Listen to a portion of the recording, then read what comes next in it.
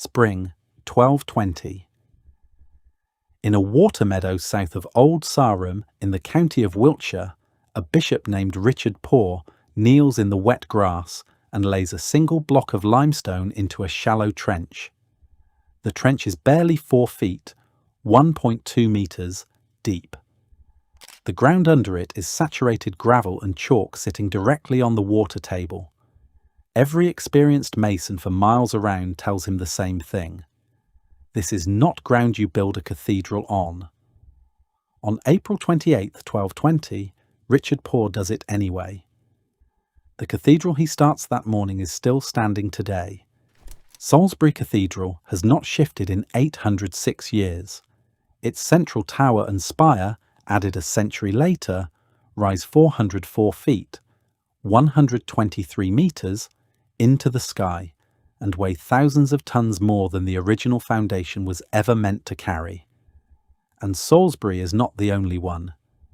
Durham Cathedral has stood since 1093. Winchester Cathedral held its ground for 827 years on a raft of diagonally stacked beech trunks laid over peat bog.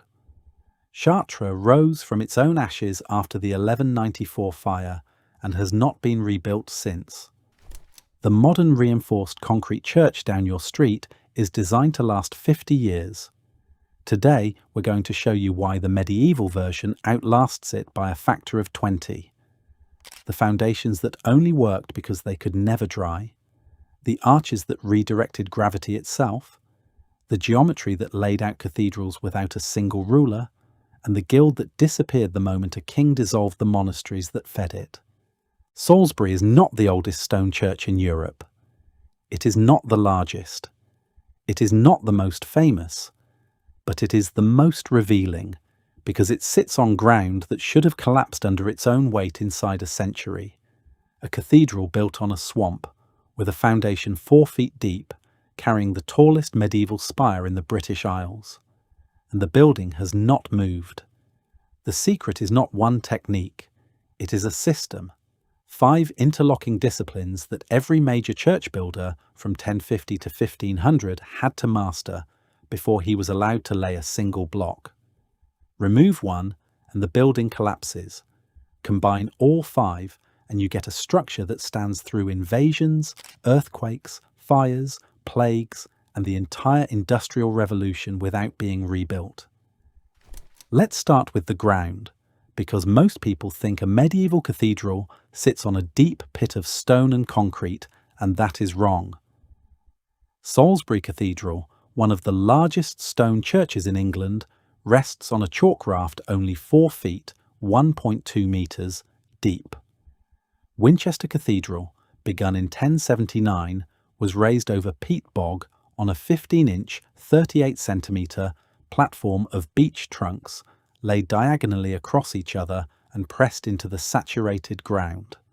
Venice drove somewhere between 8 and 16 million wooden piles, mostly larch, oak, alder and elm, each only 4 to 10 inches, 100 to 250 millimetres, across and 3 to 11 feet, 1 to 3.5 metres, long, into its lagoon bed across 1,600 years.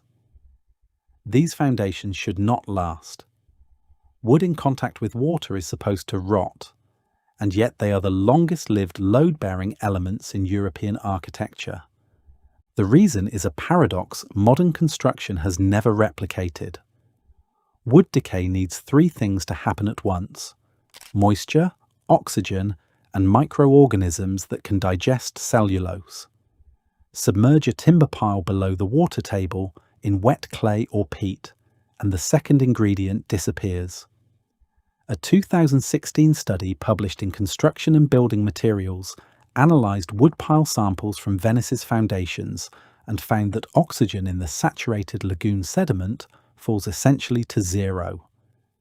Every rot fungus and aerobic bacterium that would normally eat the pile is starved. What remains is a single slow degradation pathway: anaerobic erosion bacteria that attack the outer cell walls at a rate so gradual that medieval piles show bacterial damage in only the outermost half-inch to inch, 1 to 3 centimetres, after 7 centuries underground. A 2021 study by Charlotte Bjørdahl at the University of Gothenburg examined 9 spruce and pine foundation piles from Gothenburg's historic city centre and found that decay was limited to the outer surface of the wood. The cores inside had stayed structurally sound for more than 400 years. Medieval builders did not understand anaerobic microbiology, but they understood what they saw. Foundation timber placed permanently below the water table did not fail in any human lifetime, so they built on top of wet ground and never let the wood dry out. When the water table dropped at Winchester in the 19th century and air reached the medieval raft for the first time, the timber began failing within decades. Between 1906 and 1911, a diver named William Walker spent 6 hours a day underwater, placing 25,800 bags of concrete, 114,900 concrete blocks, and 900,000 bricks under the cathedral to save it.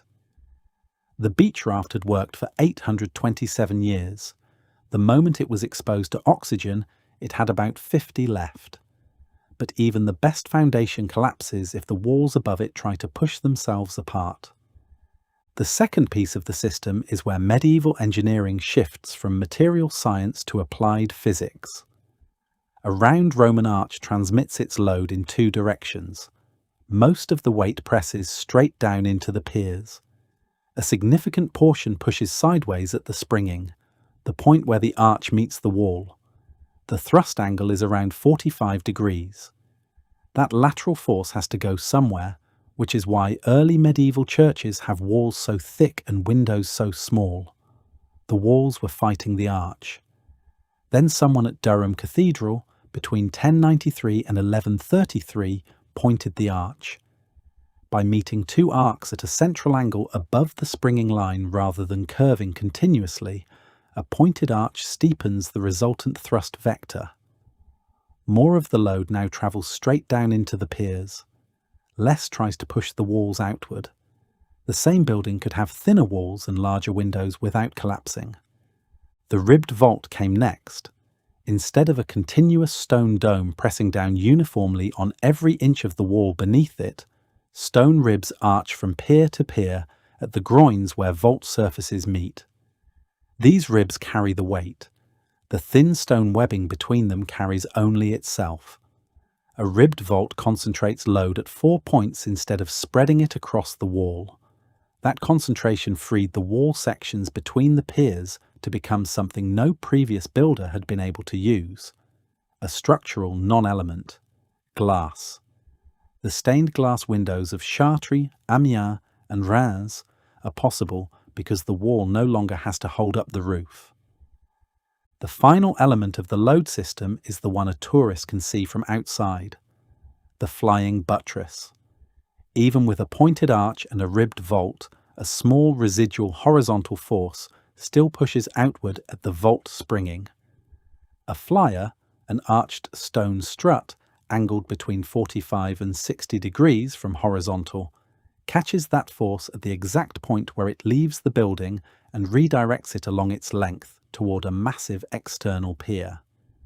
The external pier is weighted at the top with a stone pinnacle. Adding vertical load steepens the force vector and drives the combined thrust straight into the ground. At Amiens Cathedral, begun in 1220, each bay's flying buttresses catch the lateral force that would otherwise tear the nave walls open and drive it outward into the external piers.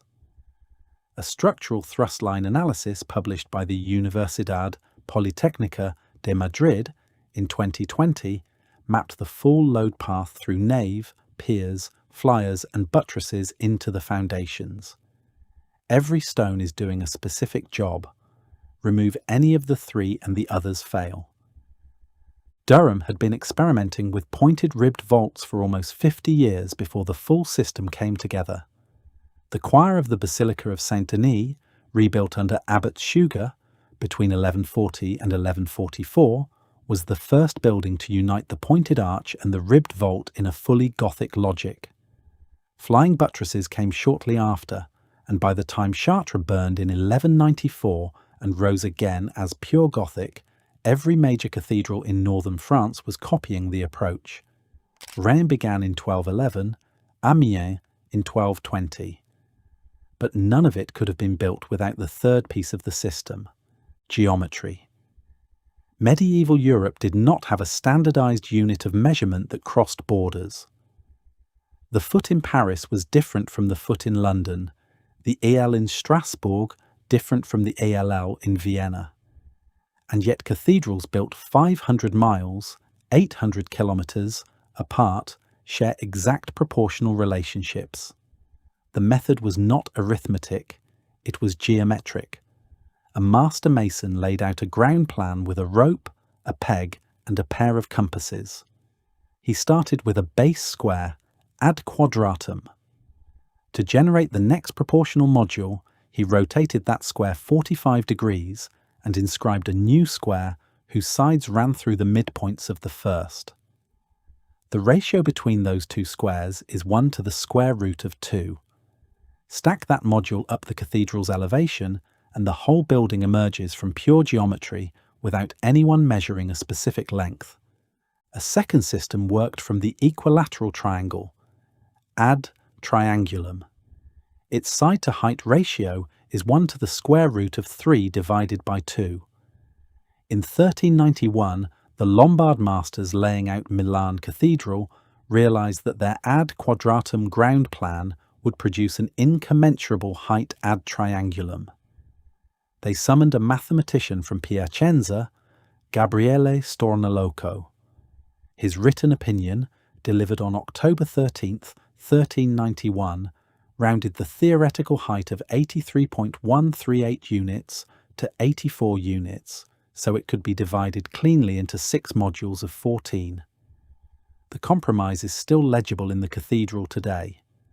A 2016 article by Sebregondi and Schofield in Cambridge's Architectural History Journal documents this expertise as the earliest surviving record of medieval proportional design being negotiated on the work site. The theory was not a metaphor. It was how the building got laid out. The sketchbook of Villard de Honnecourt, drawn between 1225 and 1235 and preserved in the French National Library, shows the method in practice. Villard drew rose windows, vaults, tower elevations, and wall sections using compass and straight edge alone. 6 of his surviving pages document Reims Cathedral. His instructions for squaring a circle, for transferring a full-size vault profile to a small parchment sketch, for deriving a window's proportions from a generating polygon. All of it is geometric construction without a single number. The cathedral was built by drawing, not by measuring. Those drawings became templates, the fourth piece of the system. Each major element of a cathedral, every arch, every mullion, every vault rib, was drawn to full scale on a tracing floor laid with soft plaster. The York Minster tracing floor still survives. From those full-scale drawings, wooden templates were cut. The templates went to the banker mason's workshop, where he cut each stone to fit its template exactly.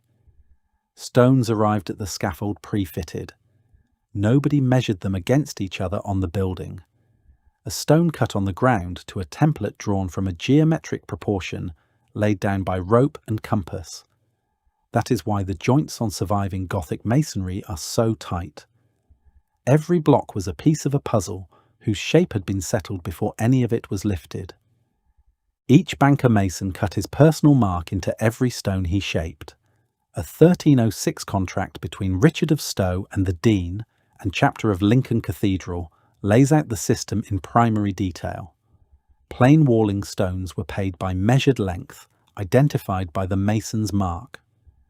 A University of Warwick research project has documented thousands of these marks on surviving English cathedrals. The mark was a quality control signature and an accounting record. If a stone failed, the guild knew whose work it was. The mason's reputation, and often his livelihood, was carved into the wall he helped raise.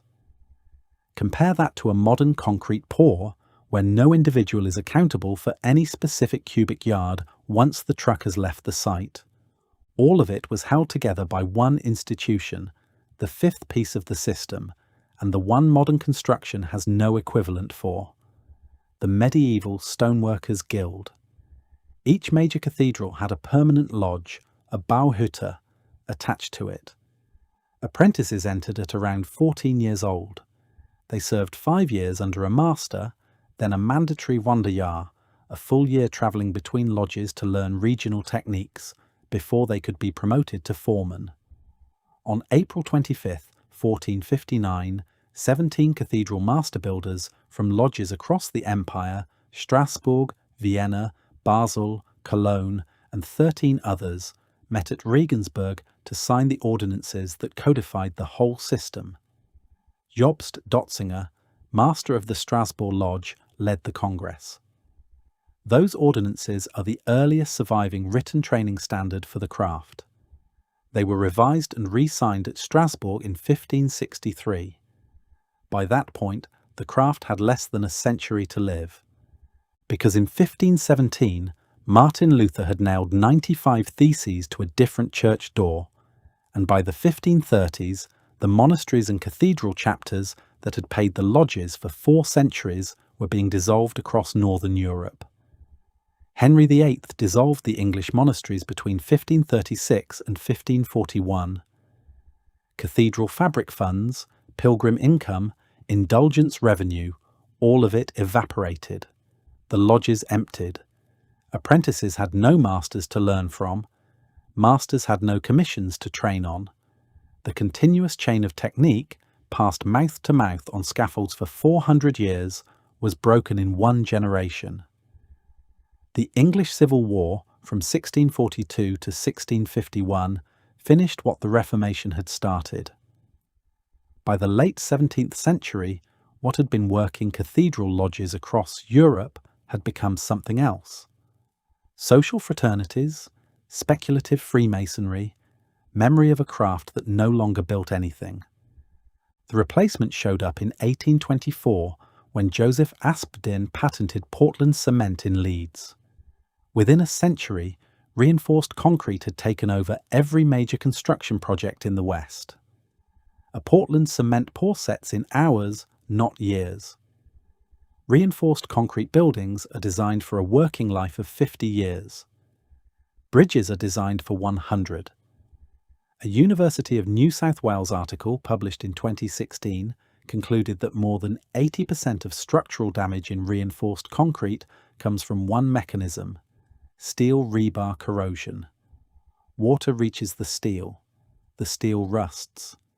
Rust occupies more volume than the steel it replaced. The reinforcement splits the concrete from the inside. The material that was supposed to make the building strong is the material destroying it. The Crystal Cathedral in Garden Grove, California, completed in 1980, designed by Philip Johnson, covered in over 10,000 glass panes, required a major renovation by the 2010s. The sealant had failed. The roof leaked. The seismic retrofit was overdue. It had made it 30 years. Salisbury Cathedral, by contrast, has not moved in 800. What medieval masons built was not primitive. It was a chain. 5 independent disciplines locked into a single system where every element reinforced the others. Foundations that lasted because they were always wet. Arches that redirected gravity into straight vertical columns. Windows made possible because walls no longer carried the roof. Geometry that could lay out a cathedral without a single measurement. Templates that pre-fitted every stone before any of them was raised. Guild training that passed the whole system from hand to hand for 400 years until the Reformation cut the chain in half. Modern architecture has none of those things. It has cement engineered to fail inside a single human lifetime. It has rebar that destroys itself from the inside. It has buildings designed by software running calculations no single human on the site understands, built by crews that will never see each other again, funded by investors who plan to sell the property before the first crack appears. The medieval church was built by men who expected their sons to worship in it. The modern building is built by a corporation that expects to be out of the liability window before the warranty expires. Salisbury still stands because a crew in 1220 treated every step, the trench scooped only as deep as the wet ground demanded, the stones cut on the ground before any were lifted, the geometry drawn with a rope and a pair of compasses in a field outside the meadow, as part of one continuous decision. They did not understand anaerobic microbiology. They did not understand thrust vectors. They did not know what quicklime chemistry actually did. But they knew what worked, and they passed that knowledge on without letting go of any of it for 500 years. If you want to see what they built with that knowledge, you don't need to travel far. Every surviving medieval cathedral on both sides of the Channel is a working demonstration, and Salisbury alone has held its ground for 806 years on 4 feet of chalk. Subscribe to Medieval Way, and every week we will keep digging into the knowledge that was buried when the craftsmen who carried it stopped passing it on. Drop a comment and tell us which of these 5 disciplines, the foundation, the arch, the geometry, the template, or the guild, surprised you most. We read every one. Until next time, build to last.